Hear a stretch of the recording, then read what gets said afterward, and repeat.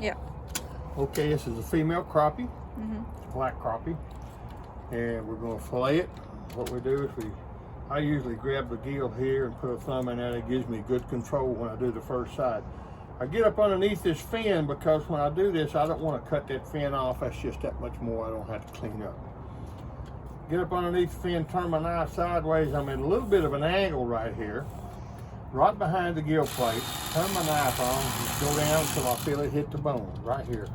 It's hitting the bone right here, not over there. Nothing there for it to hit. It hits the bone right there. So now I'm going to turn it to the right, and I've got my knife level. I have the tip of the blade down here above the dorsal fin, and the other side of the blade riding right along the backbone. You can feel it. And just let it go right on down, cut its way to the tail, but I don't go all the way through the tail. I stop a little short. Now that allows me to flip the fillet over. Then I start right here, and I go down and turn my knife at the same time, holding it flat against the skin, and it'll cut right between the skin and that fillet. Right out like that. And you can see that there's no meat hardly at all left on that nice crappie fillet. These fish, they're getting ready to spawn. These are the eggs. They call it roe.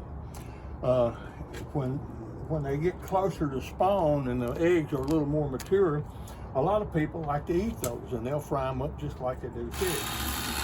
I never have been one to eat the eggs, but I understand they're pretty good. Doing the same thing on the back side, keeping the knife right along the backbone right here and close to the dorsal. We'll get those eggs out of the way. Take the fillet off.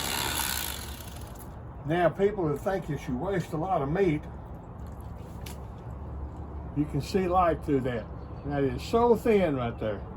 All your fillet is right in here. Now, once we get the fillets ready to go for the next round, what we're going to do is cut the ribs out, the rib meat. We're going to get right in the side of the rib, and I'm going to start down, and I'm going to turn my knife blade up like this a little bit and let it follow the rib bone all the way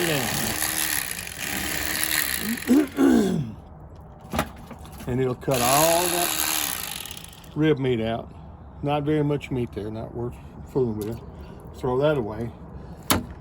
Now, I'm not going to do it to all these, but there's one more thing that I do to these fillets before I cook them or get ready to freeze them. These fish have a lateral line. This is it right here.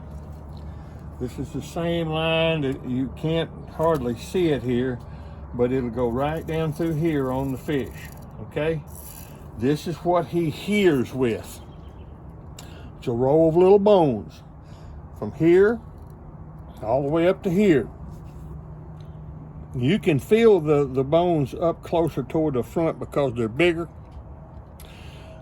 These bones right from about here back are so small that when you cook them, that you can't even tell they're there. They're almost dissolved. So I'm going to cut that out right there, and I'm going to cut that out right here. A little V cut, just like that. Usually I turn this thing over to use the smooth side. Take that out and feed that to Gus. Gus. Gus loves that. So now you have a perfect fillet ready to fry. You can fry it whole. I like to cut them right down through here and make them a little bit smaller. But that's how you fillet a crappie.